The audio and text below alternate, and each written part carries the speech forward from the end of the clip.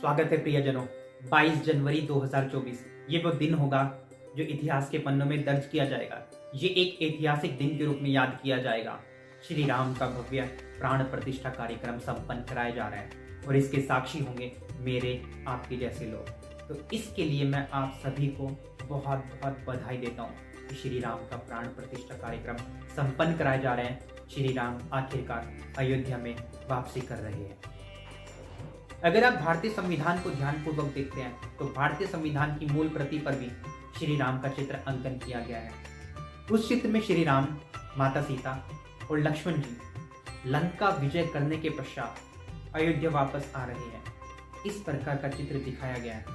श्री राम संविधान के पन्नों पर केवल प्रतीक के रूप में ही नहीं, वो तो संविधान की चेतना है। वो भारतीय संविधान के आदर्शों में समाये हुए हैं। मर्यादा पुरुषोत्तम श्री राम का प्रभाव भारतीय संविधान में दृष्टिगोचर होता है। संविधान के भाग 3 मौलिक अधिकार के पहले पन्ने पर इस चित्र का अंकन किया गया है। आखिर मौलिक अधिकारों के पन्नों पर ही क्या?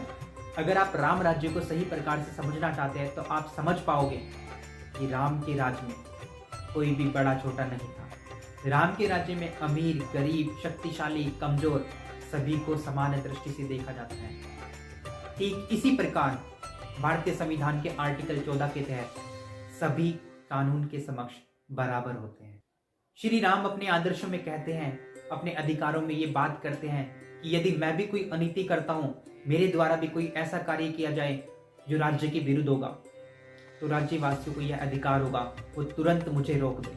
श्री राम ने यहाँ तक अधिकार दे दिया अपने राज्यवासियों को कि मेरे द्वारा किया गया कोई ऐसा कार्य जो राज्य हित में नहीं होगा तो राज्य को अधिकार होगा, राज्यवासियों को यह अधिकार होगा वो मुझे बदल दे। हमारे संविधान में भी तो यही है।